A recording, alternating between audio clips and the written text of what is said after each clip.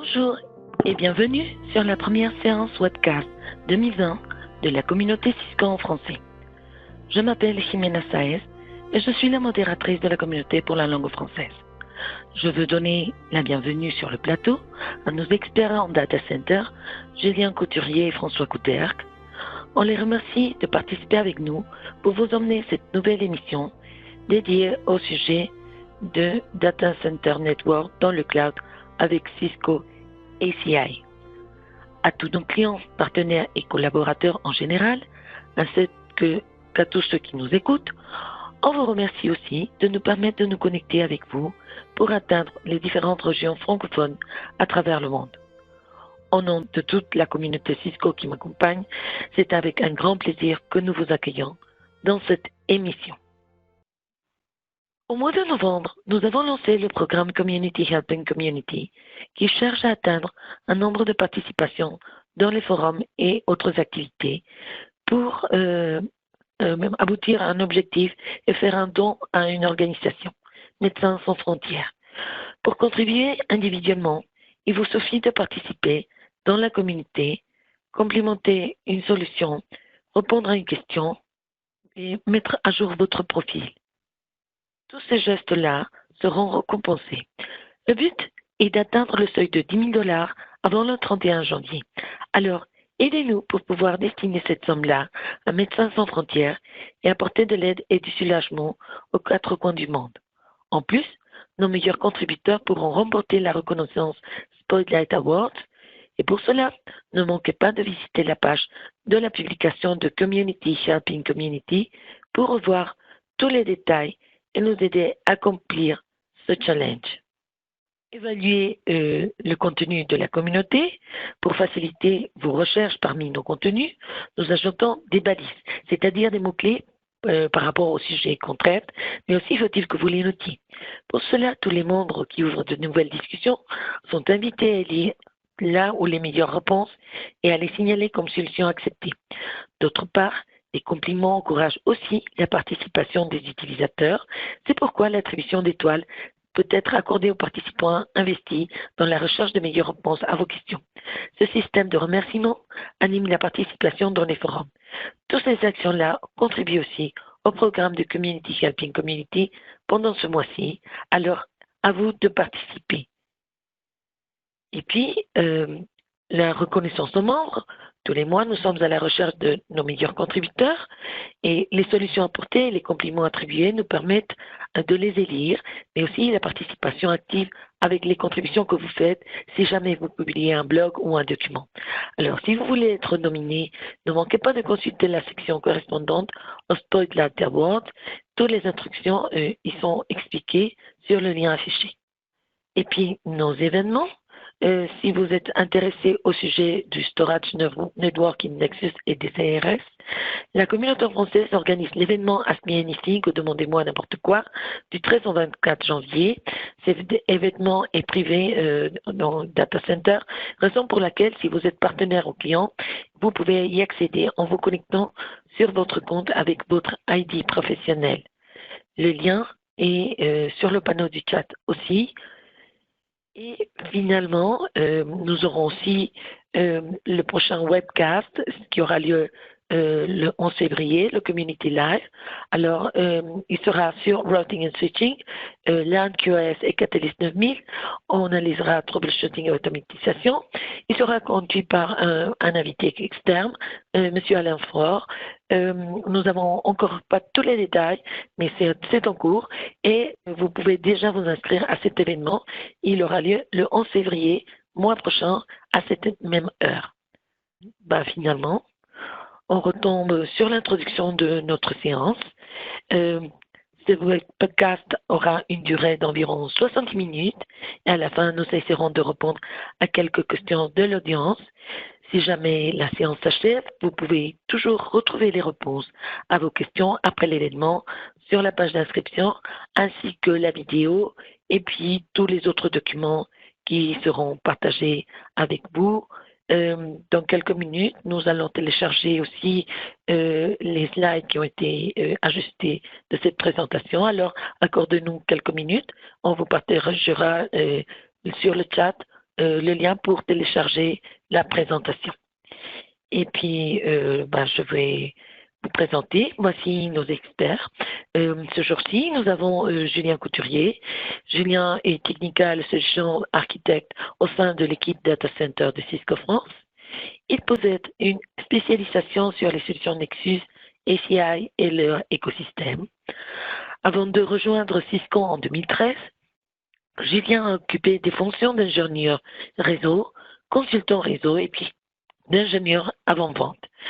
Comme référence, Julien a suivi des études d'ingénieur à l'ESIGMAC et il est certifié CCIE en Routing and Switching 21502. Nous aurons aussi comme support un question manager qui sera François Couderc. Alors, François, il est Principal Architect dans l'équipe Business Solutions et Architecture avec une spécialisation Data Center et plus particulièrement autour des fabrics réseau, d'ACI et de programmabilité.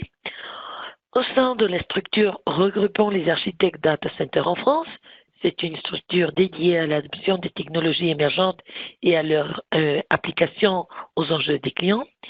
Il est le leader technique du centre d'expertise Next Generation Network. Il est aussi certifié CCIE Routing and Switching 3435. Et puis, ça, c'est le lien qui n'est pas encore actif. Si vous voulez nous accorder quelques minutes, on va télécharger le slide. Alors, ce document sera disponible de façon permanente dans la communauté. Et si vous souhaitez le sauvegarder, si vous avez des questions, rappelez-vous qu'il y a le panneau de questions et réponses sur le côté droit, Q&A ou Q&A. Là, vous posez vos questions techniques et sur le panneau de chat, on affichera toutes les communications importantes, les liens, tout ça pour vous aider. D'accord? Et écoutez, merci beaucoup. Je ne sais pas, est-ce que, Julien, je vais te passer la balle pour que tu puisses gérer la présentation. Merci, René. Tu es déjà prêt? Oui, sans problème. D'accord, je te cède la balle pour que tu puisses partager ton écran. Merci beaucoup.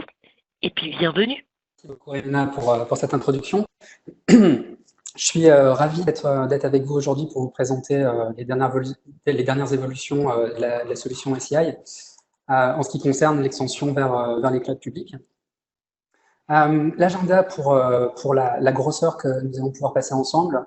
Dans un premier temps, l'objectif va être de vous présenter un petit peu les architectures et les cas d'usage de la solution SCI Anywhere sur AWS et Azure. Au préalable, on va vous rappeler un petit peu les grandes composantes, les composantes qui sont vraiment très importantes dans le déploiement de cette solution. On va voir le multi-site orchestrator, on va voir le cloud Epic. On va voir un petit peu comment les différents flux passent entre des infrastructures dans les data centers de l'entreprise et le cloud public. Et puis on verra une démonstration, un cas d'usage d'extension d'un réseau data center vers AWS. Donc surtout, restez jusqu'à la fin, la démo arrivera sur la fin de cette présentation. Alors tout d'abord, je vais très rapidement rappeler un petit peu les enjeux autour du cloud public. Si vous participez à ce webinaire, c'est que ce sujet vous intéresse et donc vous êtes très probablement déjà un petit peu au courant de ces enjeux-là. Mais bon, pour tout le monde, un petit peu le même niveau d'information. Quels sont les gains que les entreprises attendent du cloud? Il y a trois grands aspects sur lesquels on peut regrouper les attentes de nos clients. Et le premier, peut-être le principal, est l'agilité. Les entreprises sont soumises à des demandes extrêmement pressantes de la part des métiers. Elles doivent répondre vite à ces demandes. Et donc, le cloud est une façon de répondre de façon très rapide, là où pour l'IT d'une entreprise, parfois, ça peut être un petit peu plus long de répondre en propre à ces sollicitations. Donc, disposer d'un catalogue avec énormément de services, des dizaines de milliers de services, est une façon de répondre de façon extrêmement rapide à ces demandes des métiers. Ce qui va permettre à l'IT de l'entreprise, notamment, de pouvoir faire de la rétention de clients qui pourraient tenter de partir consommer des services en externe, type Shadow IT. Le deuxième pilier, c'est la flexibilité. L'entreprise souhaite pouvoir consommer l'infrastructure là où c'est le plus intéressant à un instant T. L'entreprise souhaite pouvoir disposer d'une flexibilité et d'une infrastructure qui soit élastique. Si mon application démarre de façon modeste, mais qu'elle a beaucoup de succès et qu'elle doit scaler par la suite, il faut que je puisse disposer de cette flexibilité de consommer mon infrastructure. Au sein de cette flexibilité, on peut aussi considérer que la mobilité des applications et des données est un point important. Donc, avoir les données disponibles, quel que soit le point d'attache où sont situés les terminaux pour accéder aux données et aux applications, c'est un point qui est généralement apprécié des entreprises. Enfin, le troisième point, ce qui par le passé avait pu paraître comme le point peut-être le plus important, mais qui me semble être le troisième pilier seulement, c'est l'aspect financier. Donc disposer d'un modèle de consommation flexible et utiliser, un petit peu comme on le disait précédemment, les ressources de façon optimale. Ne pas sizer une infrastructure à jour zéro de la façon dont elle pourrait scaler dans le futur, mais s'adapter en permanence aux besoins de l'application va permettre de réduire les dépenses de l'entreprise. Ça, c'est les trois grands enjeux qu'on retrouve chez nos clients. L'état d'adoption du cloud public aujourd'hui, j'ai sorti quelques chiffres, histoire qu'on soit un petit peu sur la même page en termes de ce qui est réellement consommé aujourd'hui par les entreprises. Ce qu'on constate, c'est qu'il y a 92% des entreprises qui ont déjà un déploiement qu'on peut qualifier d'hybride, qui consomme à la fois de l'IT interne et l'IT sur du cloud. Donc une grande majorité des clients. À horizon 1 an, on peut même considérer qu'en réunissant les clouds privés et les clouds publics, c'est 94% des applications qui seraient portées par des clouds publics, clouds privés. C'est selon notre ISO Cloud Index. Et en ce qui concerne strictement les clouds publics, ce serait notre projection, ce serait 73% des workloads portés par les clouds publics en 2021. Parmi les flux qui sont supportés sur les clouds publics, aujourd'hui, les chiffres dont on dispose, c'est 50% des flux sont des flux de production. Donc, on ne parle pas aujourd'hui de déploiement dans le cloud qui sont uniquement des tests, des POC, des choses qui sont sans importance ou des petits projets. C'est des projets de production qui sont déployés sur le cloud aujourd'hui de façon significative. Et parmi ces 50% de flux de production, d'applications de production, 36% sont des applications qui vont consommer des services de type cloud native, des applications de type cloud native. Donc on n'est pas uniquement dans la migration, la translation d'applications historiques, legacy vers le cloud, mais vraiment vers la consommation de nouveaux types de services dans ce cloud qui peuvent être difficilement mises à disposition dans l'IT traditionnel, par exemple. Les trois grandes attentes qu'on peut retrouver autour du cloud hybride, donc de la capacité à la fois desservir une infrastructure en propre et se servir pour toutes les bonnes raisons qu'on a données précédemment du cloud public. La première attente, c'est l'entreprise soit disposée d'une connectivité automatisée entre l'infrastructure en propre, donc entre ses propres data centers, et le cloud. Le challenge qu'on retrouve autour de ça, c'est le nombre d'interfaces, de points d'adhérence, de points de manipulation qu'on peut avoir entre les différentes infrastructures qu'on va toucher. Alors, ça peut être des outils issus du cloud. On va toucher à des VPC chez AWS. On va utiliser des outils de management de configuration type Puppet, Terraform, Ansible, Salt, par exemple. Donc, on peut avoir une multiplicité de ces outils de provisioning des applications. Ensuite, une deuxième attente, ça va être de fournir une politique de sécurité cohérente entre l'infrastructure en propre, entre les data centers de l'entreprise et le cloud. La segmentation qui a été créée, qui a été designée côté data center d'entreprise, elle doit être respectée. Les grands principes de la politique de sécurité de l'entreprise doivent être également respectés du côté du cloud. Donc là, le challenge qu'on va avoir, c'est que les modèles de sécurité, les structures de sécurité qui sont apportées de part et d'autre peuvent être différentes. On va avoir des firewalls, des VLAN, des VRF du côté de l'infrastructure en propre, des security groups côté l'infrastructure cloud ou autre. Donc, comment on va être capable d'unifier ces différentes structures pour faire un modèle cohérent? Enfin, tout ceci doit être fait avec un souci de simplicité opérationnelle. Le Graal, c'est d'avoir une interface unique qui va nous permettre de gérer l'ensemble du cycle de vie réseau, la configuration, le monitoring, supervision de notre réseau entre l'infrastructure en propre et le cloud. Les challenges aujourd'hui, c'est que ces outils-là n'existent pas ou sont pas au niveau, ne disposent pas de l'ensemble des fonctionnalités qui permettent d'apporter une maintenance en conditions opérationnelles satisfaisante. Et en tout cas, on a une disparité des outils et de ce qu'ils fournissent. On va être amené à utiliser des choses comme des événements ou des notifications dans le cloud, des outils traditionnels de Traceroute ou de Wireshark dans le data center dans l'entreprise pour voir par où passent nos flux, comment ça se passe.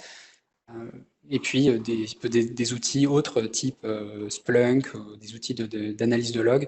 Voilà, on a toute une suite d'applications, d'outillages qui sont aujourd'hui disparates.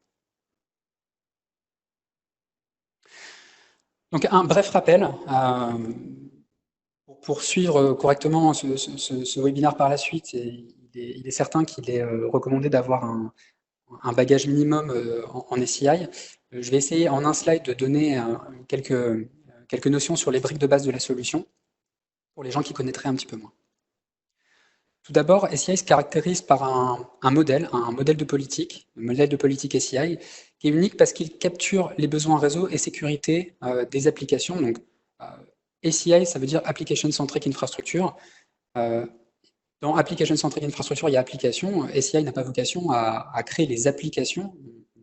Les applications, c'est nos clients qui les conçoivent. SCI a vocation à s'occuper du réseau pour ces applications. Donc on va capturer ces besoins-là et on va les afficher, les modéliser avec ce modèle, ce langage qui va nous permettre de générer une abstraction entre les besoins de ces applications et l'infrastructure sous-jacente. L'avantage de ce policy model, c'est qu'on ne va pas parler directement de VLAN ou de port. Ce modèle, il va du coup être par nature portable entre différentes infrastructures, des infrastructures on-premise, du data center de l'entreprise, mais également, on va le voir après, des infrastructures virtuelles ou des clouds. Donc ça, c'est vraiment la première composante et elle est fondamentale parce que c'est ce qui rend aussi SCI unique par rapport aux autres solutions du marché, ce policy model. Donc qui introduit un petit peu de vocabulaire quand on prend la solution en main au tout départ, qui est assez rapidement comprise par nos clients. Ce policy model, on va le donner à un point de pilotage unique du réseau qui est l'APIC. Donc le cluster d'APIC va être le point de pilotage centralisé. On évite de l'appeler contrôleur dans le sens où, on va le voir par la suite, l'APIC n'est pas dans le plan de contrôle de la solution, il va juste être là pour aller générer les configurations, pour être la passerelle entre le monde extérieur, entre les différentes solutions de l'écosystème et la fabrique. Donc on va préférer le terme de point de pilotage. L'avantage de l'APIC, c'est qu'il va nous donner un point de pilotage unique, quel que soit le type de workload qu'on va souhaiter accoster à la solution. Que ce soit des workloads physiques, virtuels, peu importe la solution de virtualisation, VMware, Microsoft, KVM, OpenStack, basés sur des containers, qui peuvent être des containers de type OpenShift, des containers Docker Enterprise, on va supporter différentes solutions, et également, on va le voir, des instances cloud.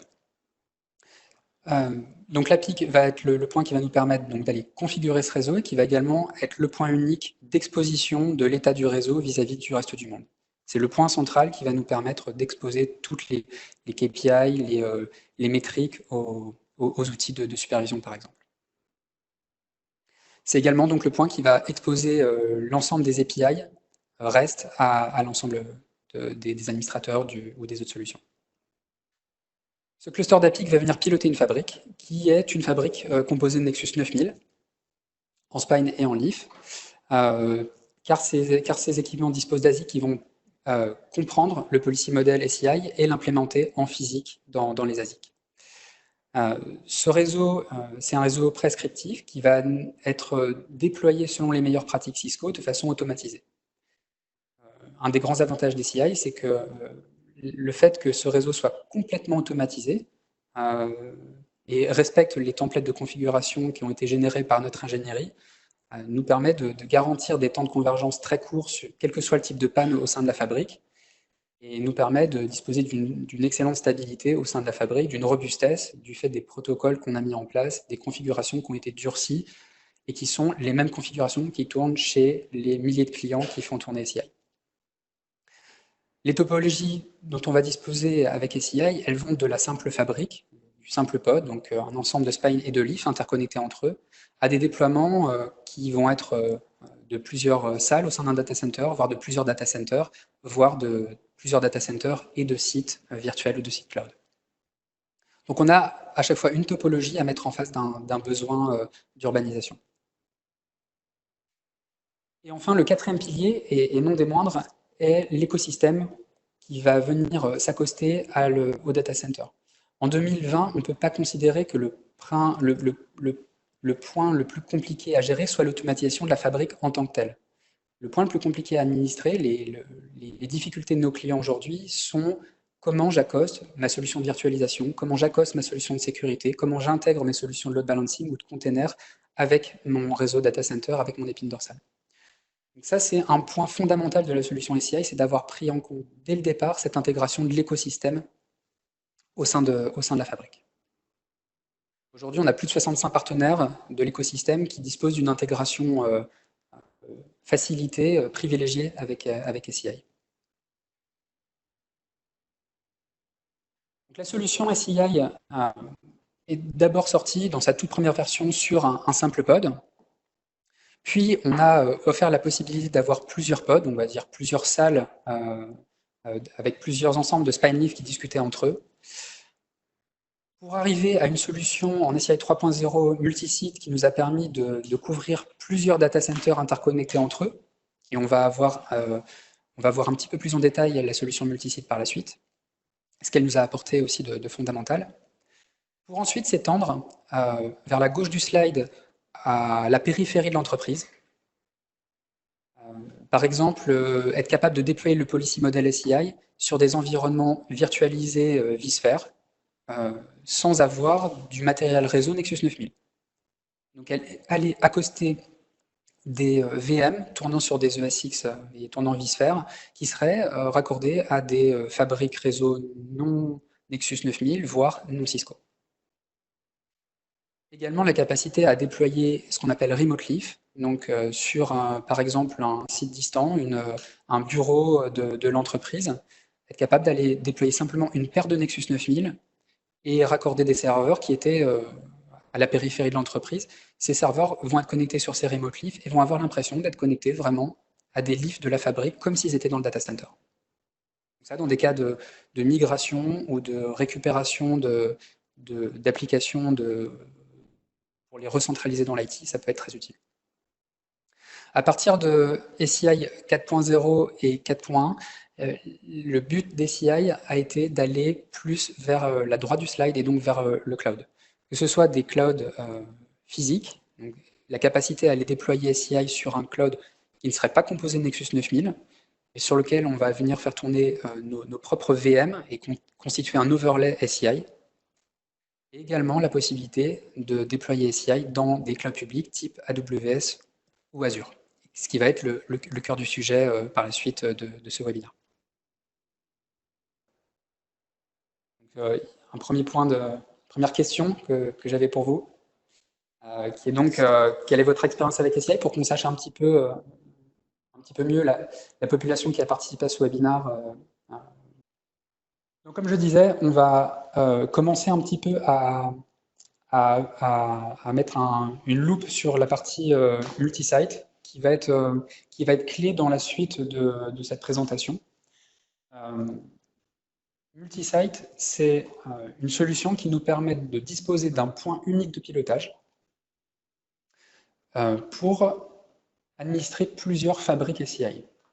Ce qu'on entend par fabrique SCI, c'est une fabrique SCI, c'est un cluster d'APIC et l'ensemble des composantes réseau, des switches qui lui sont reliés.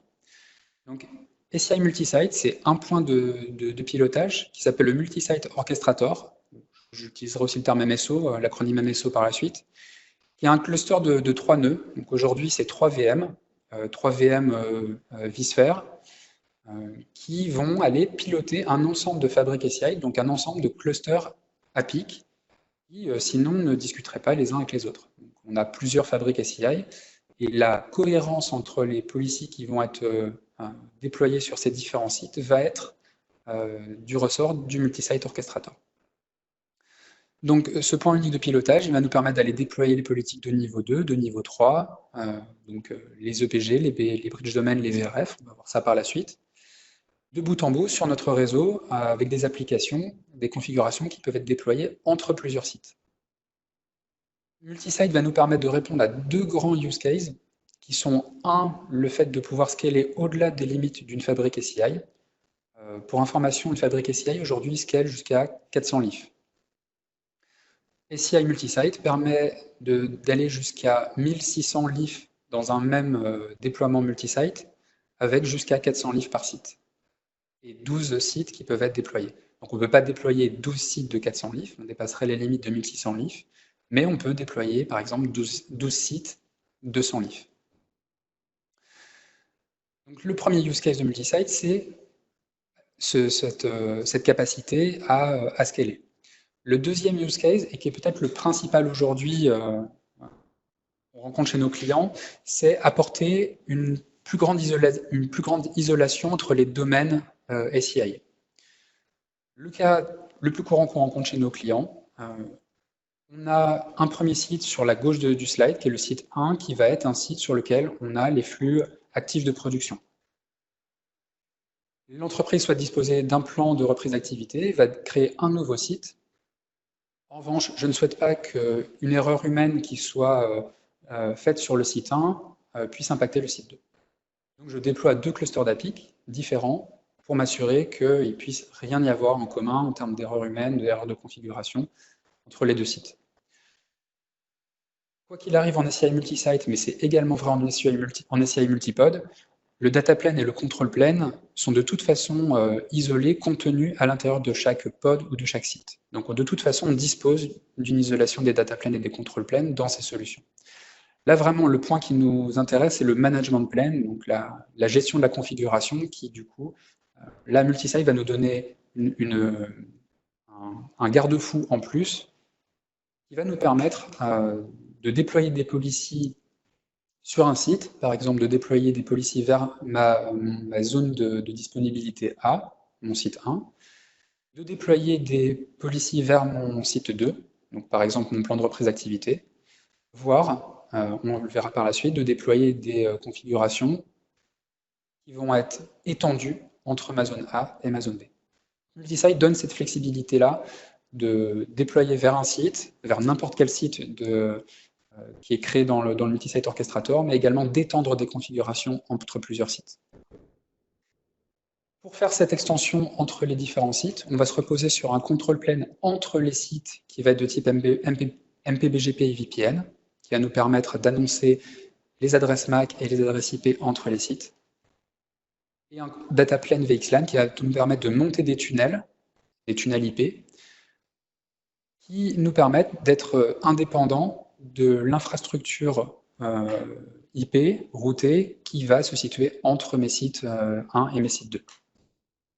Le réseau IP routé, au milieu, ça peut être un réseau opéré d'un service provider, ça peut être un réseau MPLS, ça peut être des fibres noires, il y a tout un tas de solutions technologiques qui peuvent être déployées en termes d'interconnexion entre les sites 1 et les sites 2. Donc pourquoi multisite quand on parle de l'extension de la cloud publique? Parce qu'on va partir d'un data center avec son cluster d'APIC, qu'on va ajouter dans le multisite orchestrator. On va importer ce site dans notre multisite orchestrator. Et grâce au multisite orchestrator, on va aller créer des nouveaux sites qui vont être des sites de type cloud, qui peuvent être des sites AWS ou des sites Azure, Et donc ces sites-là vont être simplement considérés comme un site SCI supplémentaire dans notre déploiement.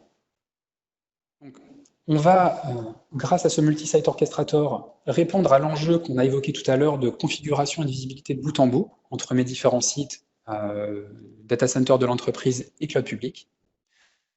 Un des rôles du multi-site orchestrator et de la composante Cloud Epic qui va être déployée dans les clouds publics. Donc le cloud Epic est le pendant dans le cloud de l'APIC sur un site physique. Donc le Cloud Epic et le Multi-Site Orchestrator vont de concert déployer de façon automatisée toute l'interconnexion IP qui va nous permettre d'étendre le data plane et le control plane entre les data centers dans l'entreprise et les clouds publics. Un point qui est très important dans le Cloud Epic, qu'on va voir juste après, c'est le fait qu'il va nous permettre de rendre le Multi-Site Orchestrator et toutes les politiques de configuration réseau et sécurité déployées au niveau du multi-site orchestrator nous permettent de les rendre agnostiques du type d'infrastructure sous-jacente, du type de cloud qu'on va être amené à considérer. Donc, le multi-site orchestrator va s'adresser sur les API SCI classiques à ces Cloud Epic, comme il le ferait à un APIC normal.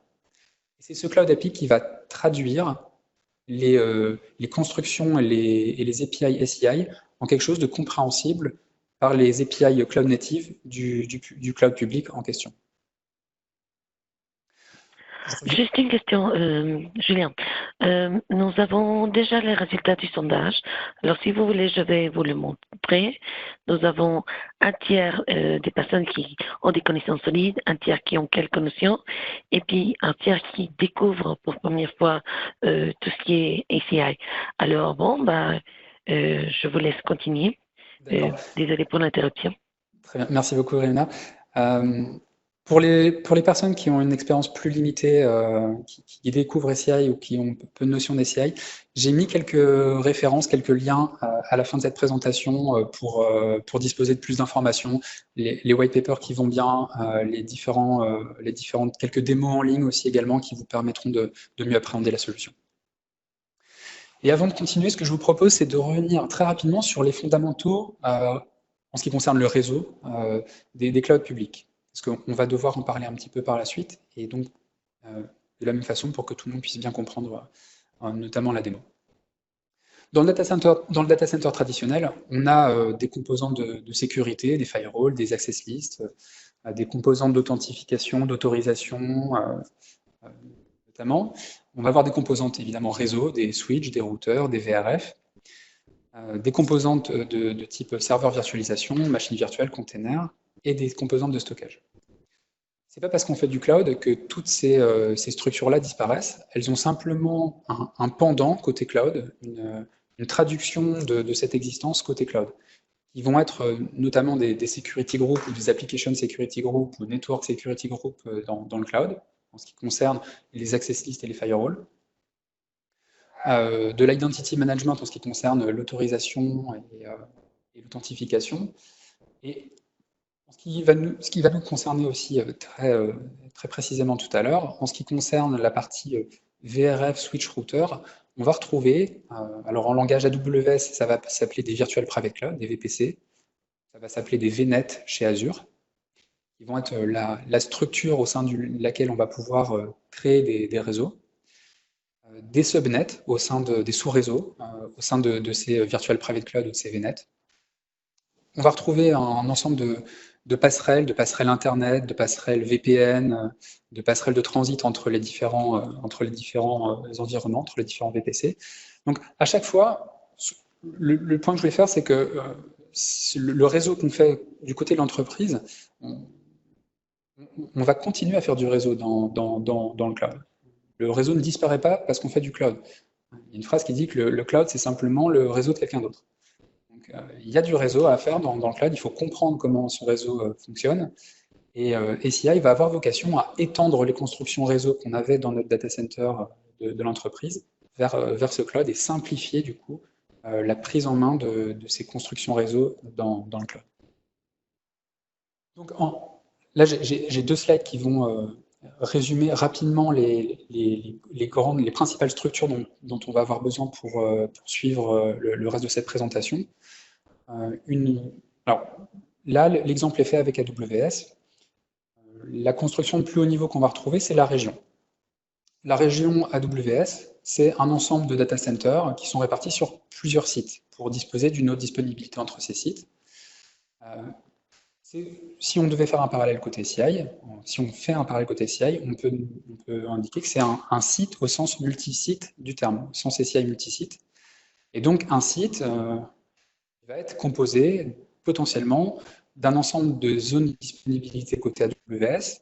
Donc, une région va être composée d'un ensemble de zones de disponibilité côté AWS, au même titre qu'un site SCI peut être composé d'un ensemble de pods, qui vont être nos zones de disponibilité. Ensuite, à l'intérieur d'une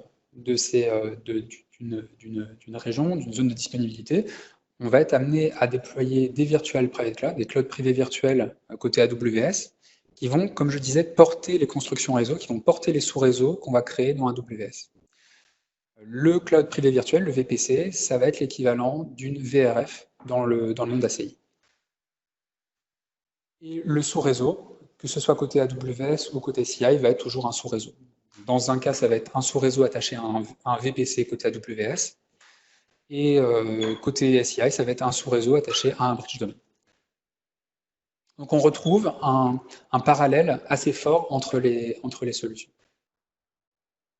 Ensuite, les instances, elles vont être les instances côté AWS, ou les VM, en tout cas les serveurs côté SCI en propre, vont être attachés à des structures de sécurité qui sont des groupes de sécurité côté AWS. Ils vont jouer un rôle de pare-feu, qui vont être un ensemble de listes de contrôle pour savoir qui a le droit de discuter avec qui. Donc ça va être l'équivalent d'un EPG en SCI. Donc le endpoint group est en langage SCI le groupe de sécurité, l'ensemble des applications qui constituent, on va dire, un ensemble cohérent.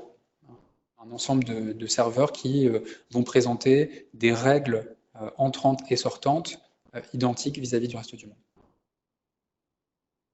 Ensuite, on va retrouver un ensemble de règles de sécurité qui vont régir le trafic entrant et sortant de ces différents groupes de sécurité. Donc, c'est des inbound ou des outbound security group rules en langage AWS. C'est des contrats et des filtres en langage SCI. Donc, on va également retrouver des listes de contrôle d'accès réseau, des networks ACL, qui peuvent être utilisés pour, à l'intérieur d'un subnet complet chez AWS, garantir que certains types de services, certains types de flux sont toujours refusés, quelle que soit la configuration des security groups. Ça, c'est ce qu'on va retrouver sous la forme d'un contrat tabou, ou d'un contrat avec une directive de suppression, avec des deny en termes de directive au niveau des contrats SCI. Pareil, on va retrouver un équivalent à la fois en AWS et à la fois en SCI sur ces structures-là. Et puis, les security groups sont attachés, les subnets sont attachés à des tables de routage chez AWS, qui sont l'équivalent de règles de policy-based routing en SCI. Donc, il va nous permettre de prendre des décisions de routage basées, par exemple, sur les réseaux sources qui initient le trafic.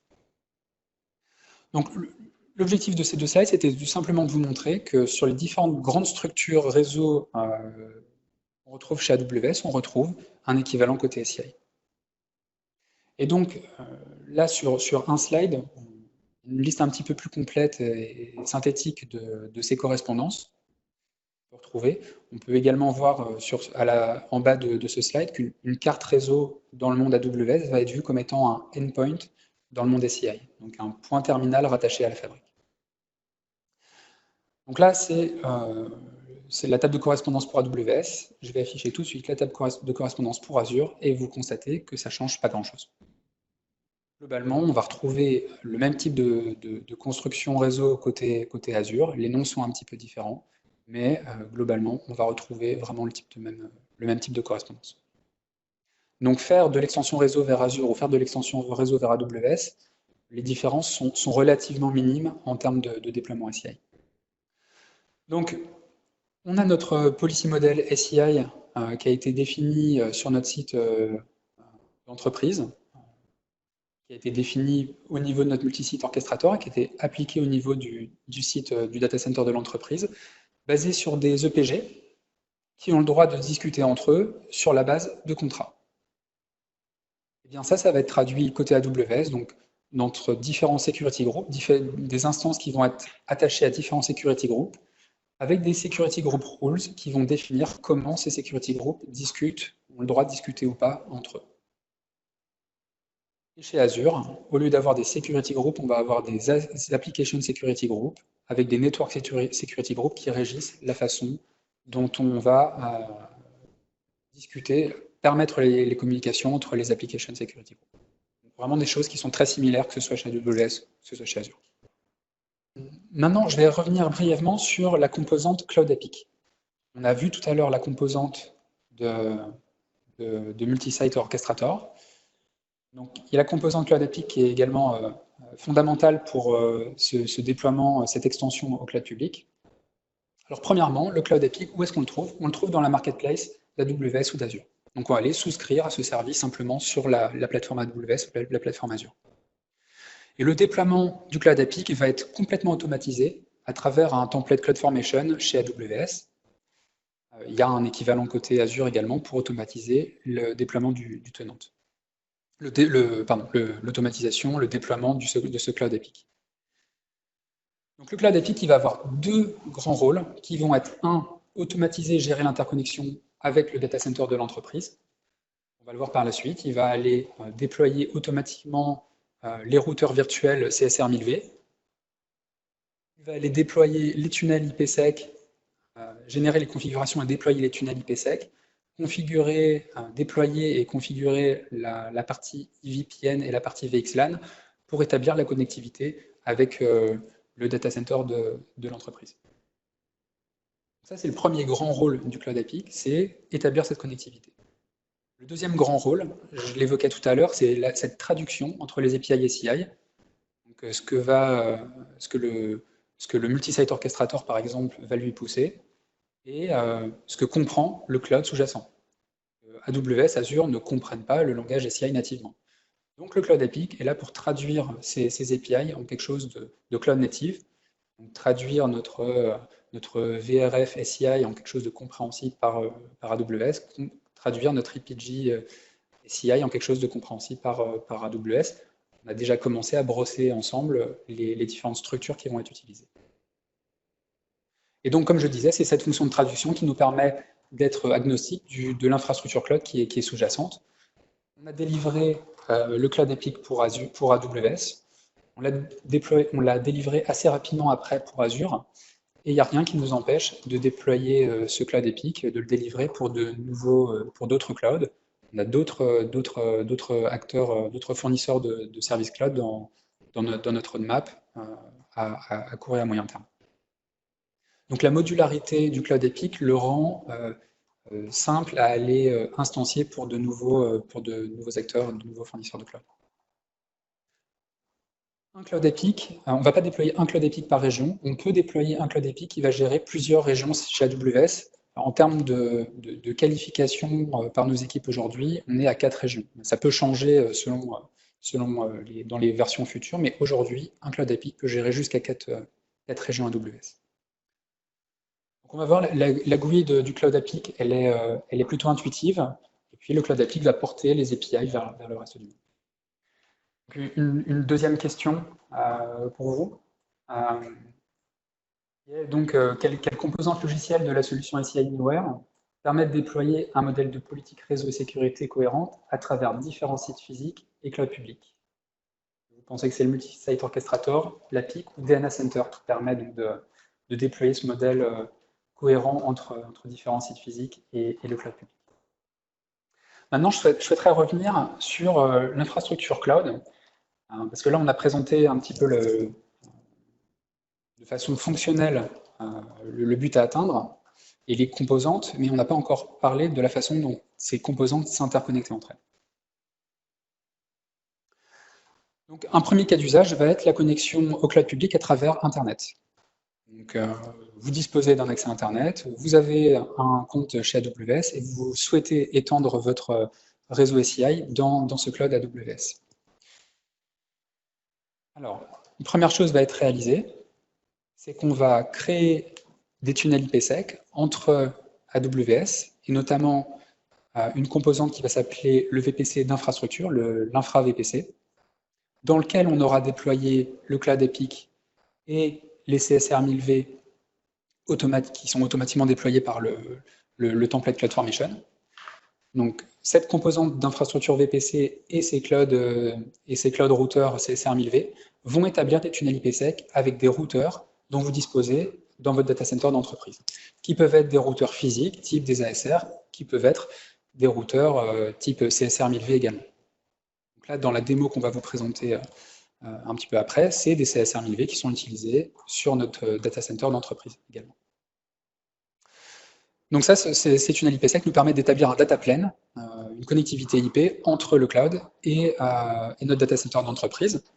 C'est des choses qu'on pouvait déjà faire aujourd'hui. Simplement, le gain qu'on va apporter avec SCI Anywhere, c'est d'automatiser ce déploiement. Une fois qu'on dispose de cette connectivité IP, on va établir un control plane au niveau de l'underlay. On va établir donc la capacité pour nos spines SCI à disposer d'une connectivité IP jusqu'à ces CSR 1000V qui sont établis dans l'infrastructure VPC.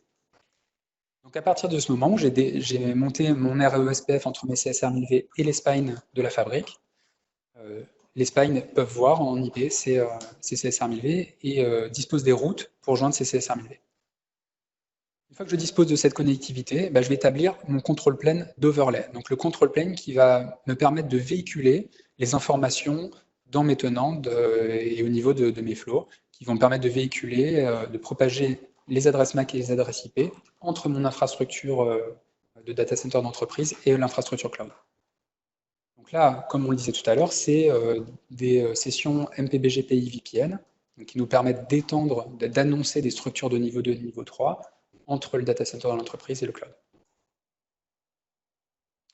Une fois que j'ai ce control plane overlay qui est monté et que je peux échanger des MAC adresses, des adresses IP entre les deux sites, je vais établir des tunnels VXLAN qui vont permettre au flow de passer d'un site à l'autre. Une fois de plus, à travers n'importe quelle connectivité, en l'occurrence ici c'est Internet.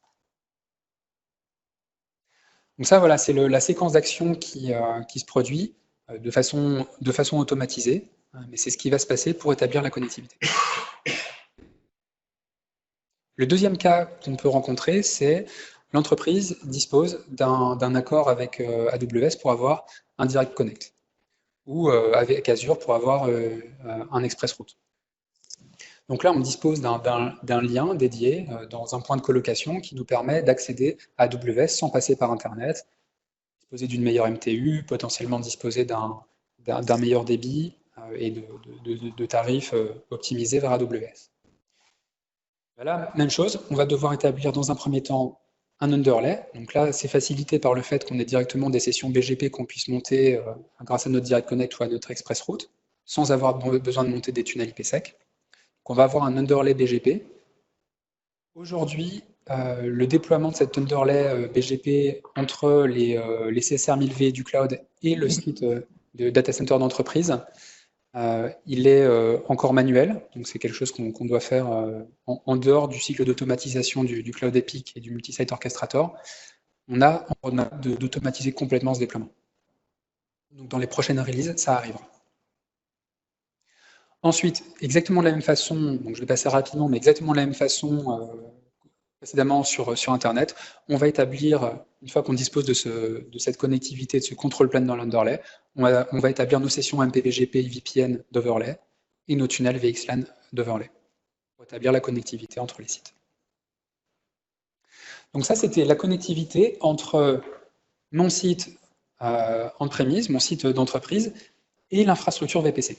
Donc maintenant que cette connectivité est montée, comment le VPC d'infrastructure va discuter avec les VPC qui vont héberger réellement les applications, les workloads du client. Alors, dans cette infrastructure VPC, les CSR 1000V vont monter des tunnels IPsec vers des VPN gateway qui sont déployés dans chacun des VPC utilisateurs. Donc, je peux avoir une multitude de VPC utilisateurs.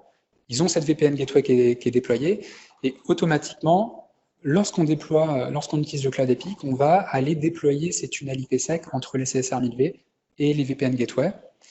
Donc ça va nous donner une connectivité, un data plane entre l'infra VPC et les user VPC, et on va déployer du BGP entre les VPN gateway et les CSR 1000V. Pour entrer dans les détails, il y a une seule des sessions qui va être choisie parce qu'on va aller configurer automatiquement des attributs BGP, l'attribut MED en l'occurrence, sur les deux chemins pour en préférer l'un par rapport à l'autre. Donc il y a une des sessions BGP qui va être favorisée, qui va préférer faire les annonces. Et ensuite, ce qu'on peut dire, c'est que l'infrastructure VPC, son rôle, ça va être un rôle de transit entre les différents users VPC. Alors, c'était absolument requis il y a encore quelques temps de la façon dont le routage était réalisé chez AWS, parce que les users VPC, le routage entre les users VPC était non transitif. Ça veut dire que si mon user VPC 1 j'établissais un routage entre user VPC 1 et user VPC 2, et du routage entre VPC 2 et VPC 3, ça ne voulait pas dire que user VPC 1 pouvait joindre VPC 3. Donc, cette topologie hub and spoke avec un infra VPC qui joue le rôle de transit VPC entre différents users VPC était absolument nécessaire quand on utilisait juste les VPN gateway. Il y a des offres à la fois chez Azure et à la fois chez AWS pour se soustraire un petit peu à cette contrainte de non-transitivité qui s'appelle les transit gateway chez AWS et les VNet peering chez Azure. Le support de ces fonctionnalités arrive très prochainement dans la solution Cloud ACI.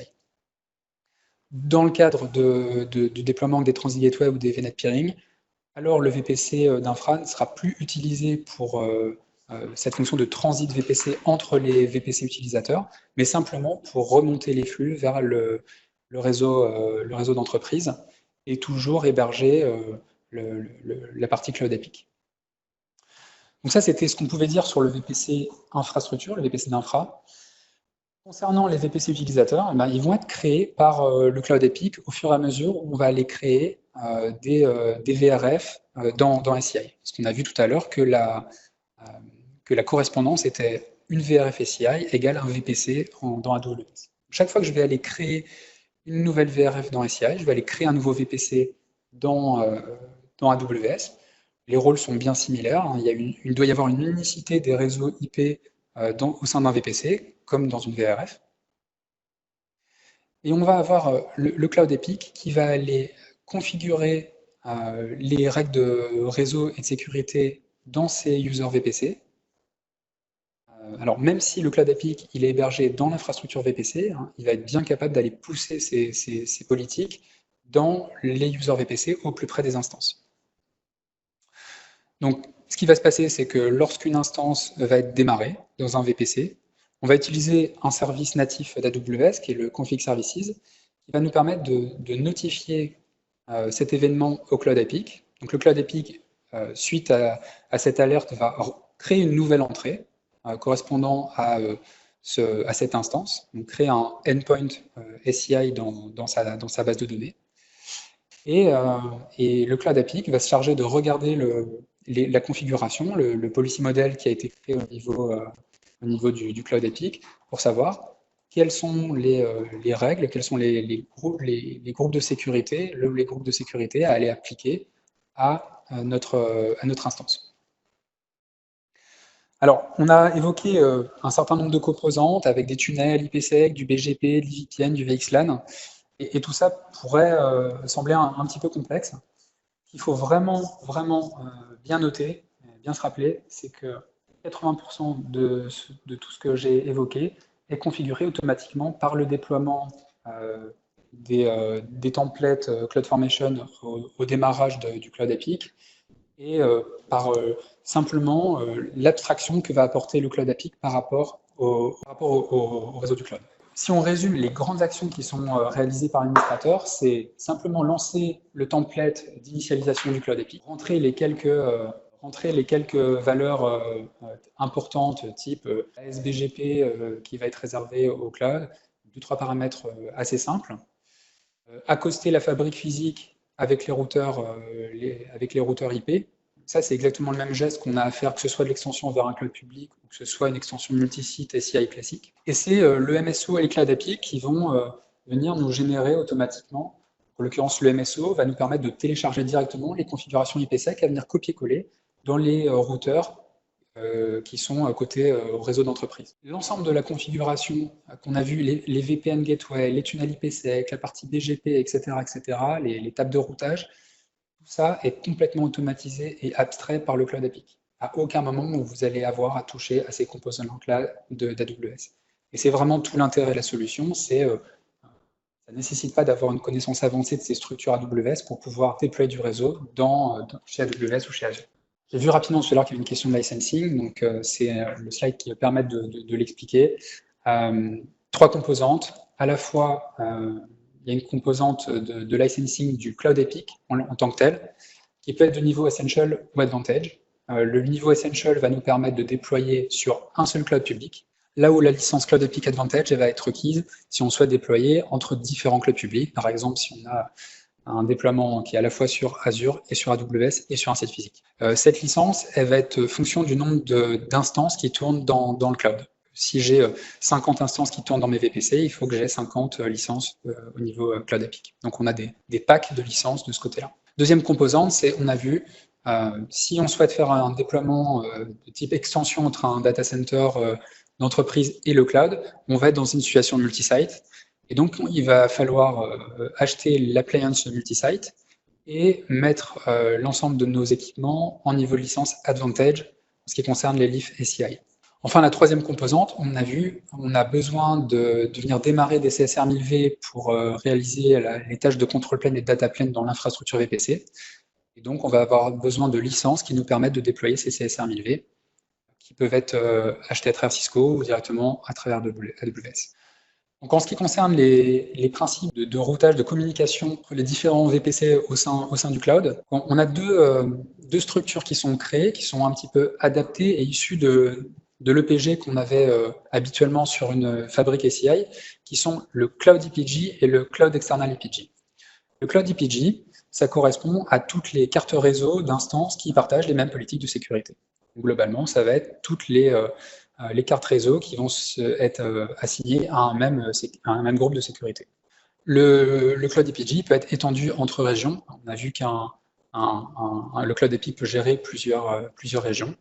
Le Cloud IPG peut être étendu entre ces différentes régions, mais il réside toujours dans une VRF. On va voir lors de la démo, l'EPG dans le cloud, on l'assigne à une VRF, donc à un VPC. Le Cloud External IPG, ça va être une représentation pour le cloud de ce qui est joignable côté réseau externe au cloud. J'ai un réseau qui est en 10/16 côté data center d'entreprise. Ben, il va falloir que quelque part je représente pour mon cloud AWS ou mon cloud Azure le champ des possibles qui sont joignables du côté du data center d'entreprise. Donc ça va être le Cloud External IPG qui va assurer ce rôle-là. Et donc, on va avoir des règles de classification pour définir la façon dont nos instances cloud vont être assignées au security group, au Cloud IPG.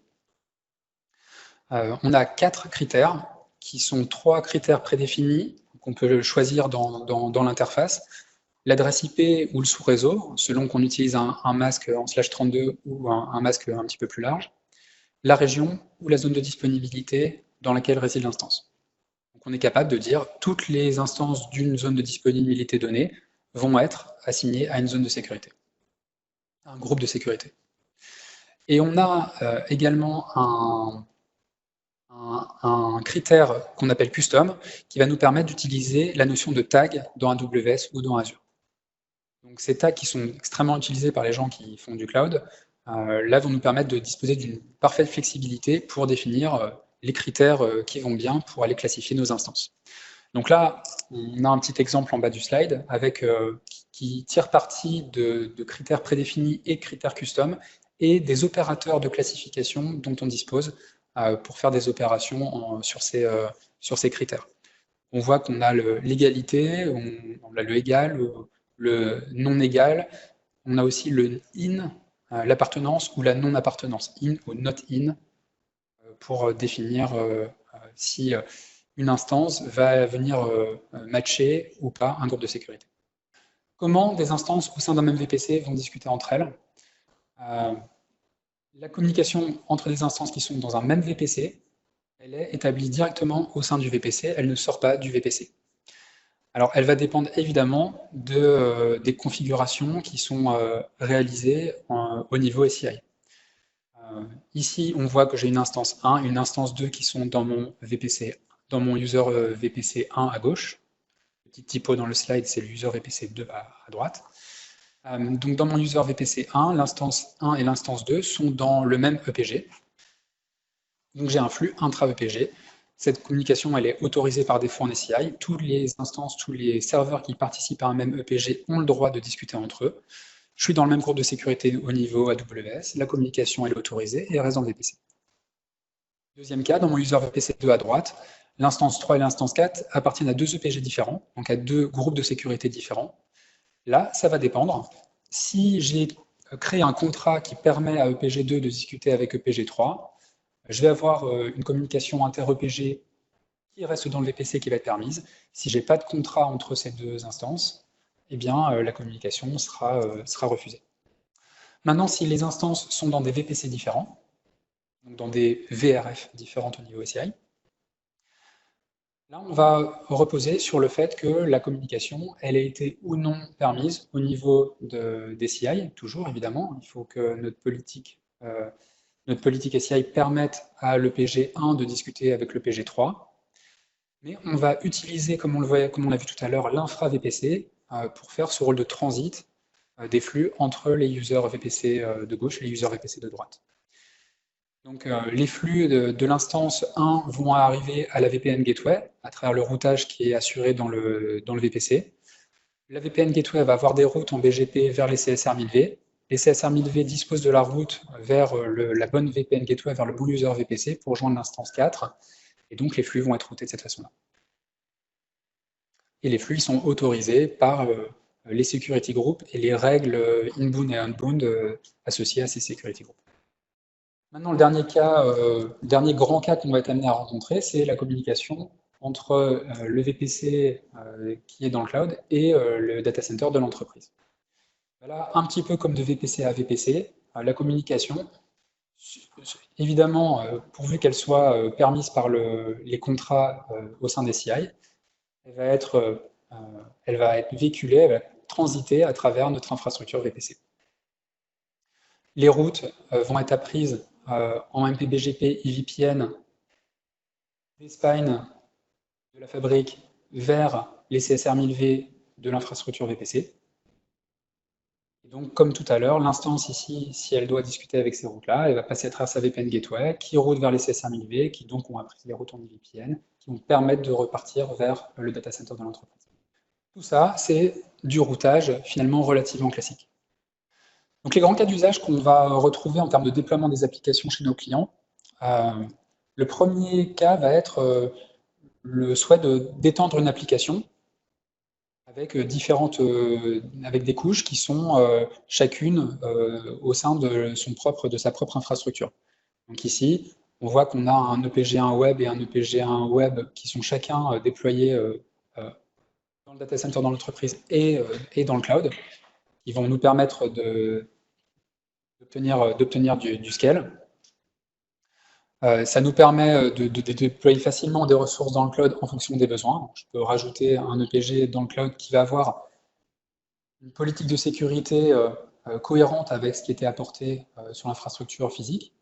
Ici, mon EPG1 avait le droit de discuter avec app, web avait le droit de discuter avec app ici dans mon data center on-prem. Sur la base du trafic HTTPS, je vais établir le même type de contrat et de PG dans le cloud pour scaler mes services au niveau du cloud.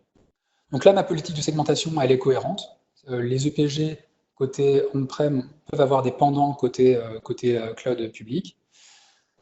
Ce type de scénario, il est très adapté à des cas de bascule applicative, hein, où c'est vraiment les applicatifs, par exemple des applications microservices ou des stacks applicatifs qui vont gérer elles-mêmes le fait de basculer, par exemple au niveau DNS, sur une stack ou l'autre, de basculer ou d'utiliser et le data center de l'entreprise et le cloud, l'un ou l'autre. On va ensuite avoir un deuxième cas, qui est un cas assez intéressant et qui va être grandement facilité par Cloud ACI, qui va être la possibilité d'étendre les EPG directement entre le site on-prem et le cloud public. Donc là, dans ce cas-là, je ne vais pas créer un web EPG on-prem et un web EPG côté cloud. Je vais créer un web EPG qui va être étendu entre les deux et qui va disposer d'un contrat vers un autre tiers. C'est des choses qu'on va voir dans la démo juste après. Il faut bien faire attention à ce qu'on dit. Ce n'est pas parce qu'on étend l'EPG qu'on étend le domaine de broadcast. Les fournisseurs de cloud public ne supportent pas de faire du trafic broadcast, non-unicast et multicast, simplement parce qu'ils n'ont pas besoin de ces flux broadcast multicast. Et les cas de flux unicast inconnus, ils ne les rencontrent pas. Donc c'est une demande qu'on retrouve régulièrement parce que ça permet à certaines applications d'être déposées dans le cloud sans refaire aucun replatforming. La réalité, c'est que bien souvent, quand les applications sont redéployées dans le cloud, elles bénéficient d'un replatforming et à ce moment-là, il est recommandé d'éviter de se servir de fonctions de type niveau 2. Ça n'a pas forcément de sens dans le cloud. Quoi qu'il arrive, il existe des solutions, mais elles sont assez peu utilisées aujourd'hui, notamment un protocole qui s'appelle Lisp qu'on a développé.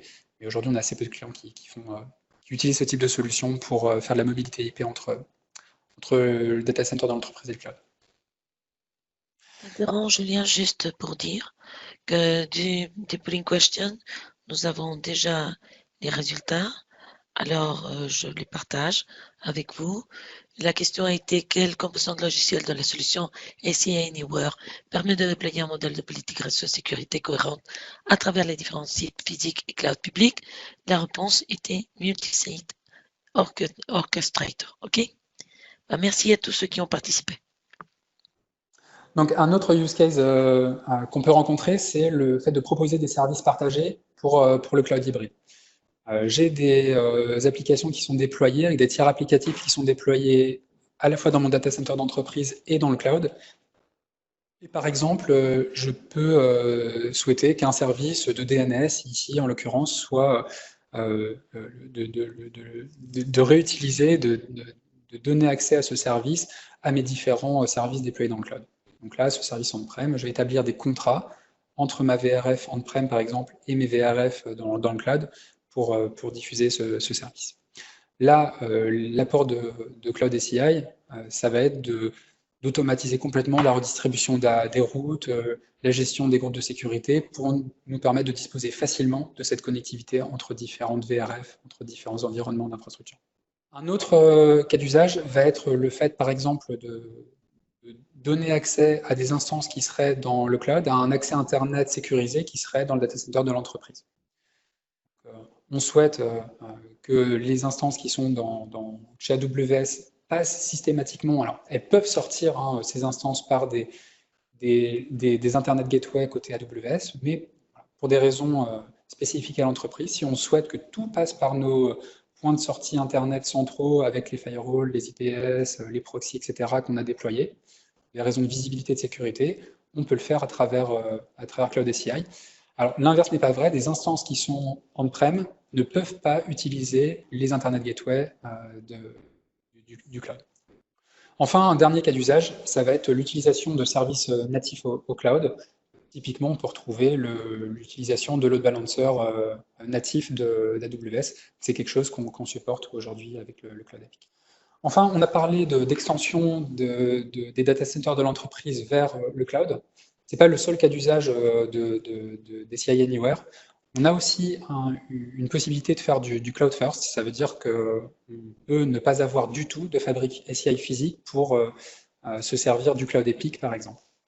Donc là, on a 3 exemples ici. On a en haut à gauche un domaine SCI, donc un Cloud API qui va gérer, on l'a vu, jusqu'à 4 régions AWS.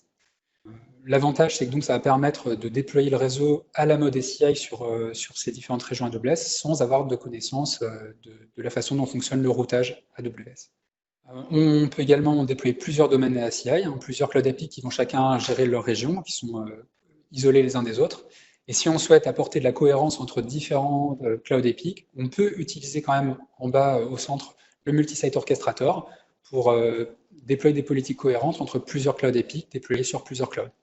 Ça pourrait être un cas, un Cloud API côté Azure, un Cloud API côté AWS, et assurer des politiques entre AWS et Azure, par exemple. Donc ce qui nous amène à notre troisième question, quel est le rôle du VPC d'infra dans la solution SCI Anywhere sur AWS? Qu'est-ce que c'est de déployer une surcouche AWS permettant d'administrer les instances EC2 d'un VPC? Est-ce que c'est déployer les services partagés d'infrastructure? Ou est-ce que ça permet d'assurer le routage entre les VPC utilisateurs et héberger le Cloud API?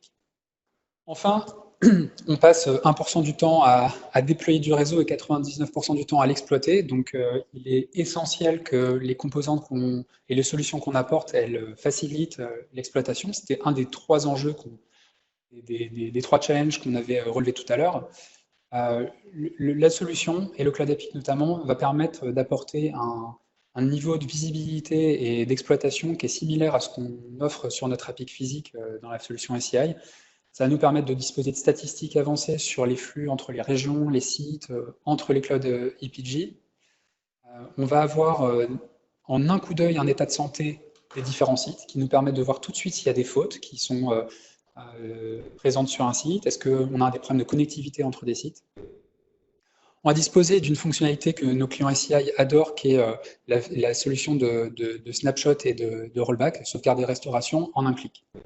En un clic, je suis capable de prendre toute ma configuration réseau AWS et de la restaurer en un clic également. Je peux avoir une configuration qui est sauvegardée avant une opération, faire une opération avec des changements et restaurer en un clic ma configuration si j'ai eu des problèmes pendant mon opération. On a aussi des mécanismes de mise à jour très simples. L'upgrade de Cloud API qui est vraiment très facile à faire. On a juste à pousser l'image sur la nouvelle image sur le Cloud API et le redémarrer avec cette nouvelle image. Et donc, on dispose d'une gestion centralisée de toutes les fautes qu'on va retrouver dans nos différents VPC gérés par le Cloud API. Donc, en un coup d'œil, j'ai une information précise de tout ce qui pourrait mal se passer sur les différents VPC que je gère avec mon Cloud API. Par la suite, notre vision, c'est d'étendre les fonctionnalités et les solutions d'assurance et d'analytics qu'on a déployées aujourd'hui, qu'on a fournies sur les data centers d'entreprise, à travers des produits comme Network Assurance Engine, Network Insights dans le data center, d'étendre ces capacités de prédictibilité des changements, de validation des configurations sur le cloud public. Ça, c'est des choses qui sont partiellement en roadmap. En tout cas. Enfin, ça nous amène à la démonstration. Donc j'ai préparé 2-3 petites choses, histoire que cette démonstration puisse rentrer dans les délais impartis. Donc ça, c'est la demande telle qu'elle nous a été formulée par les architectes applicatifs. Donc notre architecte applicatif nous a dit, bah voilà, moi j'ai un tiers applicatif qui est dans le data center de l'entreprise et qui correspond à des VM hébergés dans du vSphere. Puis cette couche web, elle doit dialoguer sur la base des services ICMP SSH. J'ai pris des services qui sont facilement testables avec des instances qu'on vient de démarrer sur AWS. Donc cette couche web doit pouvoir dialoguer avec une couche app qui est uniquement déployée chez AWS sur la base des services ICMP SSH. On aura une instance AWS dans cette couche app qui elle-même doit discuter en ICMP SSH avec une couche DB qui, elle, est étendue entre le data center de l'entreprise et AWS. Donc cette démo, elle permet de voir à la fois l'extension entre une couche qui est uniquement dans le data center de l'entreprise et uniquement dans le cloud, entre web et app, et à la fois avec la couche DB, la facilité d'extension d'un EPG directement entre différentes infrastructures cloud et on-prem. Donc la première chose qu'il a fallu faire, c'est créer un tenant. On a appelé ici Cisco France. Et ce tenant, comme on l'a vu tout à l'heure assez rapidement, mais vous aurez les slides pour vous regarder ça tranquillement, ce tenant SCI correspond à un compte AWS. Donc on va voir que ce tenant, dans le multi-site orchestrator, on l'a associé à un compte AWS qui va nous permettre d'aller déployer les constructions.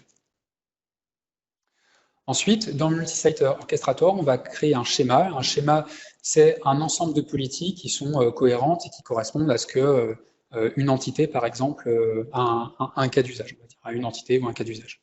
Donc ici, pour notre cas, pour notre webcast, j'ai créé un schéma webcast qui va comprendre 3 templates. Alors le template, c'est l'unité de granularité dont on dispose dans Multi-Site Orchestrator qui nous permet d'appliquer des politiques différentes à des sites différents.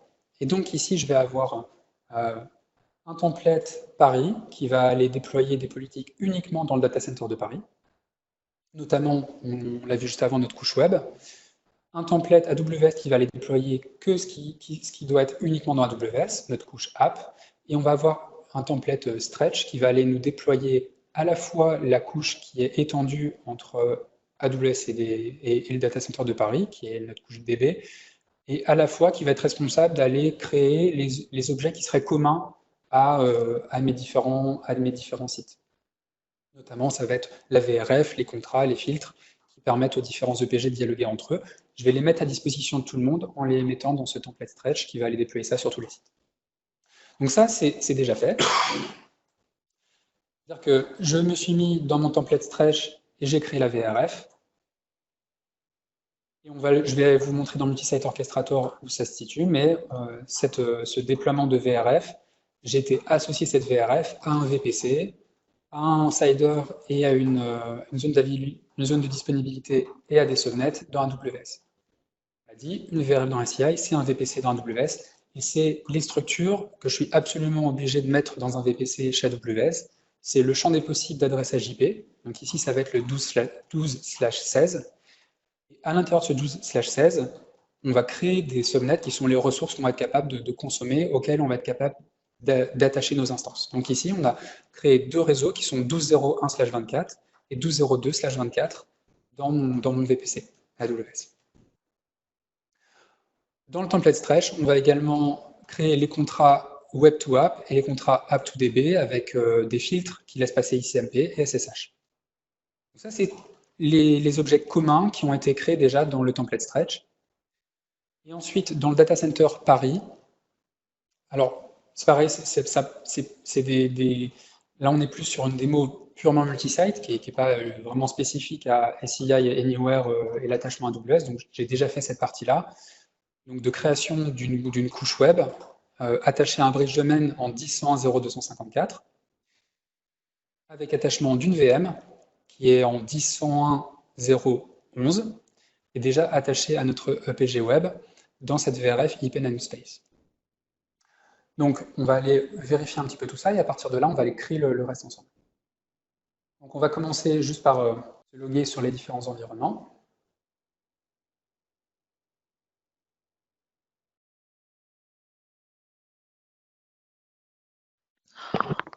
Entre-temps, je vous partage les résultats du sondage. Alors, juste à savoir, la question était quel est le rôle du VPC Infra dans la solution ACI Anywhere sur AWS? La bonne réponse était assurer le routage entre les VPC utilisateurs et héberger le Cloud API. Donc, la plupart d'entre vous, vous avez eu la bonne réponse. Merci beaucoup. Merci, Rimena. Donc, là, je suis connecté sur le Multi-Site Orchestrator. Et donc, on constate effectivement qu'on a nos 2 sites, AWS et notre site Paris. Ces sites, ils sont définis, on les a préalablement créés et définis. Donc, ils pointent à chaque fois vers le Cloud Epic en ce qui concerne le site AWS et l'Epic physique en ce qui concerne le site de Paris. Donc, ensuite, je vous ai dit que j'allais vous montrer le tenant. Le tenant de Cisco France, il a été créé ici. Et ce qui est important, c'est qu'on l'a associé au site de Paris et au site AWS. Et ici, on voit que niveau Cloud Account, il y a un Cloud Account AWS qui a été associé à ce site AWS.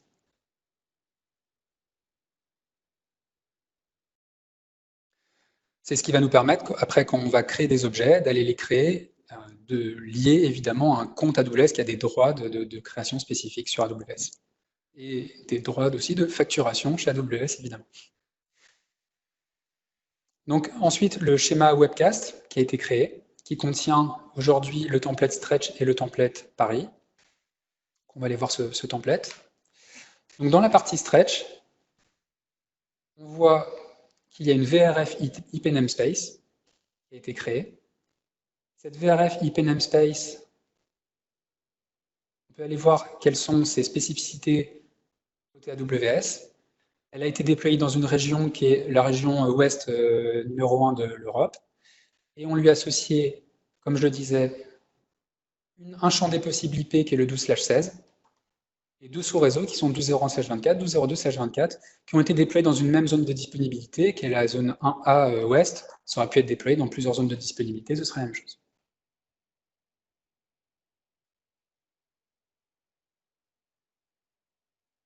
Côté contrat, on a notre filtre ICMP qui permet IP ICMP, notre filtre SSH qui permet de faire du TCP/22, qui ont été créés et qui sont sur le template Stretch qui est associé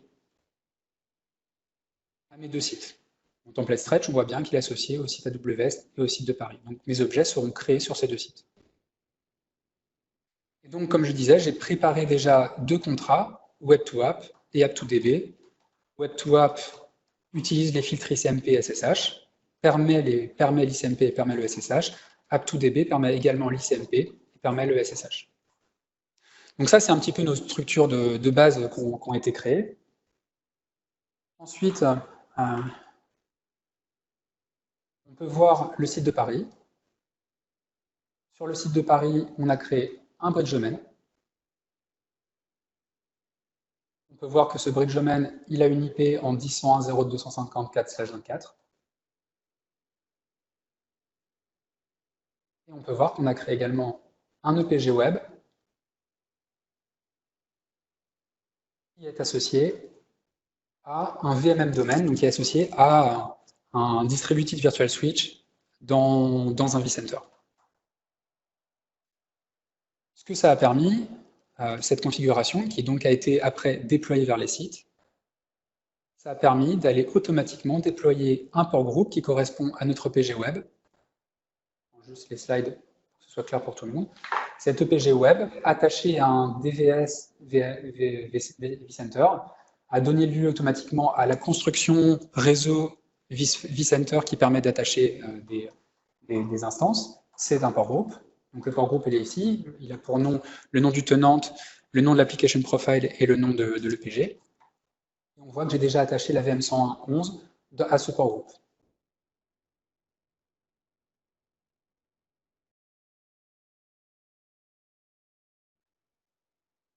On peut voir au niveau APIC, il y a bien le tenant Cisco France qui a été créé. Et ce tenant Cisco France, on peut aller voir qu'il y a bien un application profile webcast avec un EPG web. Il y a bien une VRF IP namespace avec un bridge domain BD 101. J'ai bien deux contrats App2DB et Web2App et deux filtres ICMP SSH qui ont été créés sur mon APIC physique Data Center de Paris. On peut voir au niveau du Cloud Epic.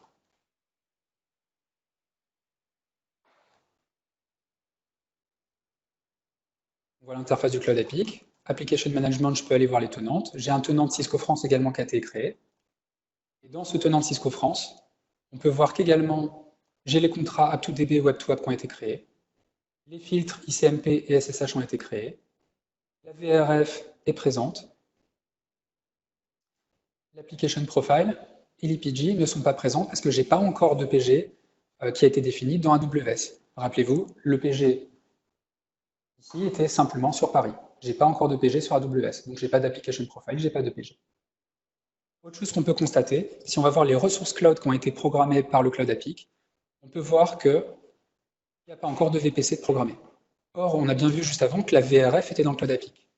Le VPC n'est créé que quand il y aura un EPG qui sera rattaché à la VRF. En attendant, il n'y a pas d'EPG. Le Cloud Epic considère que ce n'est pas utile d'aller déployer le VPC pour rien s'il n'y a pas d'EPG qui doivent lui être rattachés.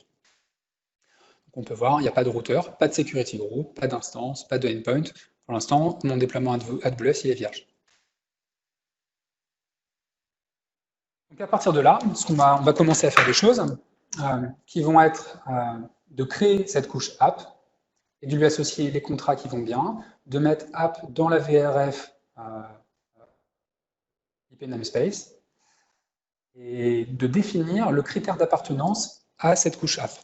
En l'occurrence, le choix que je vais faire ici, c'est définir une appartenance basée sur l'adresse IP. Donc moi, ce que je veux dire, c'est que toutes les machines qui sont en 12, toutes les instances qui sont en 12.0.1 qui sont allumées dans mon VPC doivent aller se rattacher à mon groupe app. On va se situer sur notre multi-site orchestrator et on va venir créer un nouveau template. Ce template, on va l'appeler AWS. Et on va l'associer à mon tenante. Je vais l'associer à mon compte AWS, à Cisco France. Également, la deuxième chose que j'ai à faire, c'est d'ajouter un site. Donc ici, AWS, lui, il est juste lié au site AWS. On voit que j'ai ici le template AWS qui est apparu dans le site AWS. Maintenant, au niveau de ce template AWS, qu'est-ce que j'ai besoin de faire? J'ai juste besoin de venir créer mon application profile, podcast,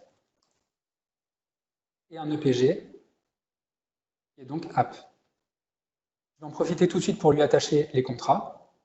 Les contrats sont que web doit pouvoir joindre app, donc app va fournir un contrat web to app à web, et va consommer un contrat app to DB vers la couche DB.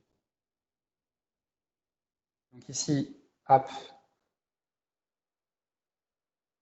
il fournit le contrat web to app, et il va consommer le contrat app to DB. Il initie les flux vers app to DB. Ensuite, il va falloir que je dise dans quel VRF réside mon EPG. Je lui dis que c'est dans la VRF IP namespace, qui va donc me permettre de savoir dans quel VPC je dois aller programmer cet EPG.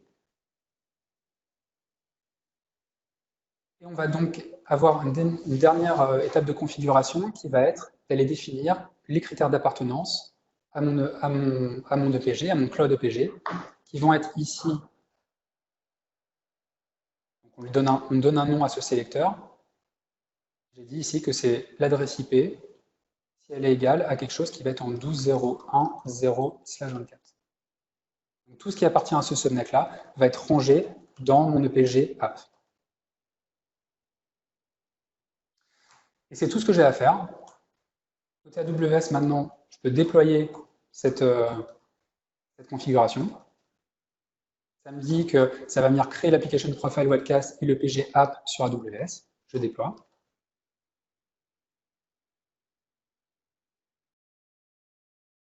Et côté Cloud Epic, maintenant vous voyez que le temps, l'état monte, mais je vais avoir maintenant, j'avais bien ma VRF qui était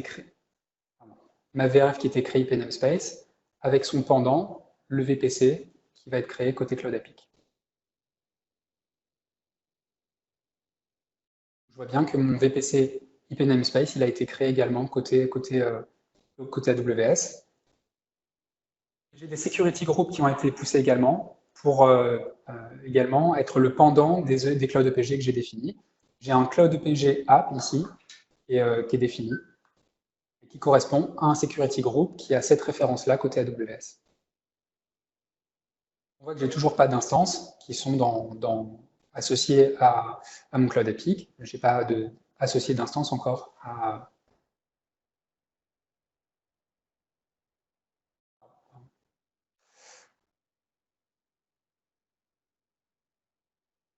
Maintenant, je vais me situer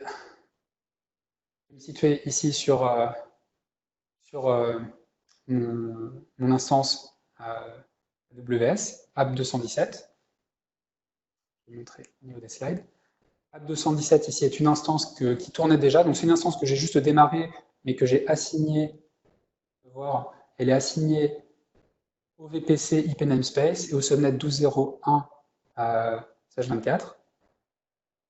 Je rafraîchis maintenant mon affichage et vous voyez que automatiquement cette instance, j'ai touché à rien, elle est venue dans le security group CloudDPG app. Donc du coup, maintenant que cette instance est dans le bon CloudDPG, je peux aller vérifier au niveau du Cloud Epic. J'ai bien un endpoint group, plusieurs endpoint groups qui sont rattachés ici. On va tout de suite tester la connectivité, pas beaucoup de temps. Je vais me connecter sur la VM 101.11. Cette VM, elle a bien la connectivité vers ça, passerait par défaut. Et on va donc essayer de pinguer la 12.0.1.217.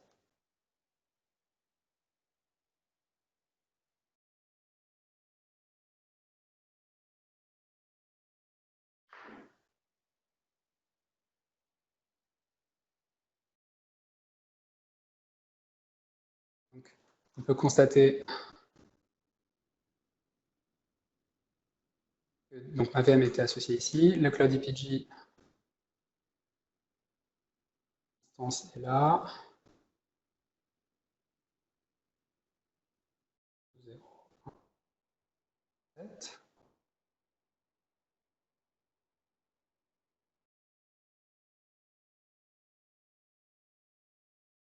On peut aller vérifier les règles qui ont été appliquées juste sur mon security group. On voit bien les inbound rules qui ont été définis. Donc tout est permis là sur le 3 F8. Je retourne sur mes security group, le 3 F8. Et bien le Cloud EPG app. Donc au sein du Cloud EPG app, tous les flux sont permis. Et vers 10.101, on a bien un TCP22 et ICMP qui est permis. Donc c'est bien, ça correspond bien à ce que j'ai défini dans mes contrats. Et on voit, donc il a fallu juste le temps que toute la solution programme le control plane et le data plane pour que derrière, mon ping fonctionne entre ma VM qui est donc dans mon data center de Paris et mon instance que j'ai démarrée dans le cloud. Donc on peut voir aussi qu'un SSH est possible.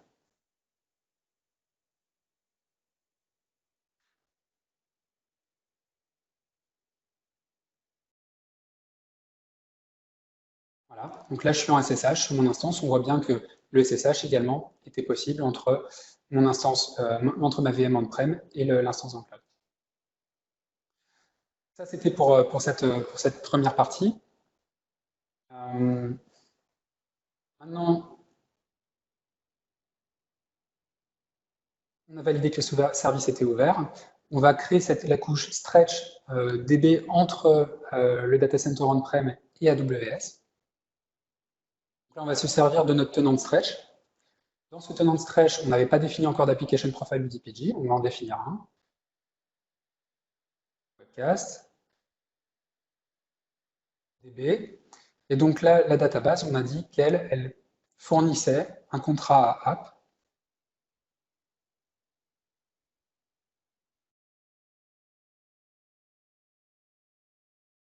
On va créer un bridge domain ID102 est nécessaire ici pour venir héberger, pour venir recevoir à côté notre instance on-prem. Un deuxième subnet, étant 10.102. Et on est obligé également, vu que notre PG il est étendu entre on-prem et le cloud, on a vu que pour le cloud, le PG il doit être rattaché au bon VPC, donc à la bonne VRF. Ces paramètres sont mis. Le BD, je lui dis que il est aussi dans la VRF. Je ne fais pas duel de stretch ici. Et maintenant, donc mon bridge domain, je vais être capable d'aller lui mettre son adresse IP, son subnet dans les paramètres.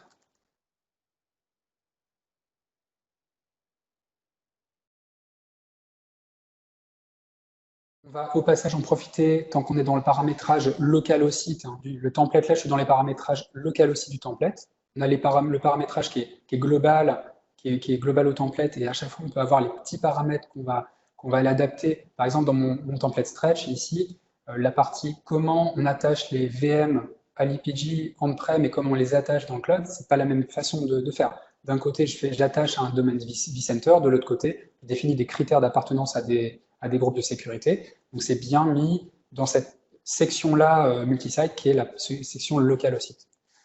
Donc là, ici, mon EPG, je vais lui définir que lui, il est rattaché à un domaine vCenter. Il va me générer automatiquement le port groupe pour aller attacher ma VM. Et au niveau AWS, le paramètre, lui, c'est le sélecteur qu'on a déjà vu tout à l'heure pour app. On va faire quelque chose d'un tout petit peu différent.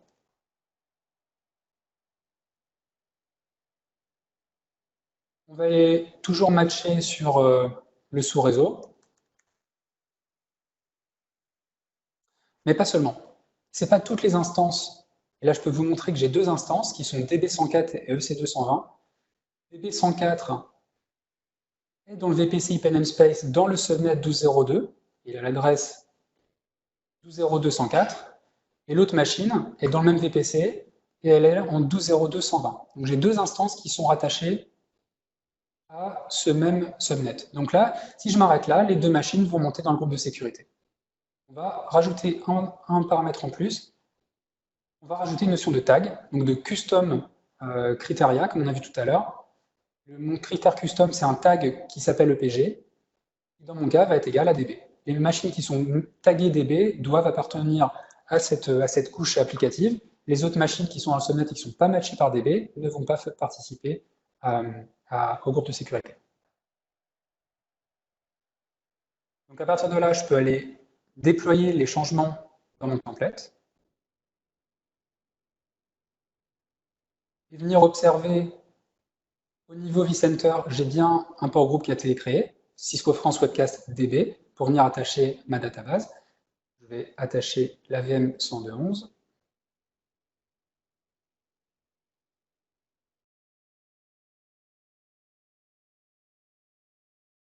Voilà. Et on peut aller constater, côté APIC, niveau configuration, qu'on a bien l'IPGDB qui est présent, le BD102 qui est présent, avec son subnet. Donc l'ensemble de ma configuration a été déployé correctement. Côté Cloud Epic, on peut voir que le PG DB a été créé également. On voit aussi les external EPG dont on parlait tout à l'heure, les Cloud External EPG qui représentent, par exemple, Web. Qu'est-ce que représente Web, qui était purement on-prem pour mon cloud. Et un EPG DB ici, un external EPG DB qui représente l'autre partie de l'EPG DB qui est présente on-prem.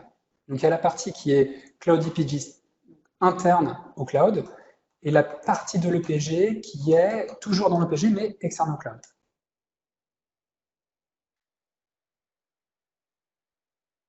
Donc, je vais me connecter à la deuxième machine, VM102.11.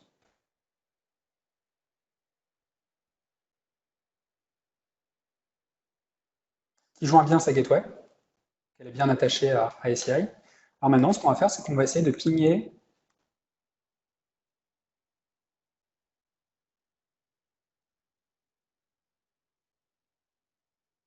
je vais y arriver. 12.0.2, 12.0.2, 104. Donc je vais essayer de pigner la 104. Donc là, évidemment, je ne la pigne pas parce que je n'ai pas encore fait l'attachement de mes instances. On peut aller vérifier ici que 104 et 120 sont toujours dans un security group par défaut qui a été créé par SCI, qui est un espèce d'IPJ de quarantaine. On peut aller regarder les inbound rules et les outbound rules. J'ai rien qui est permis quand je suis dans cet EPG de quarantaine, dans ce security group de quarantaine. Donc, pour sortir de cet EPG de quarantaine, j'ai bien dit que mon critère, donc là j'ai juste affiché pour par exemple commodité, le tag EPG, je l'ai affiché ici. Je peux le modifier directement depuis l'interface. Je vais taguer mon interface, mon instance DB104 avec le tag DB. Et Donc cette interface, cette instance maintenant correspond aux critères que j'ai donnés au niveau de mon multisite. Là, je suis toujours dans le PG de quarantaine. On va juste attendre que AWS détecte le changement, ce qui prend juste quelques secondes. Julien, je t'interromps juste pour dire, il nous reste 5 minutes pour finir la séance. C'est Euh, parfait.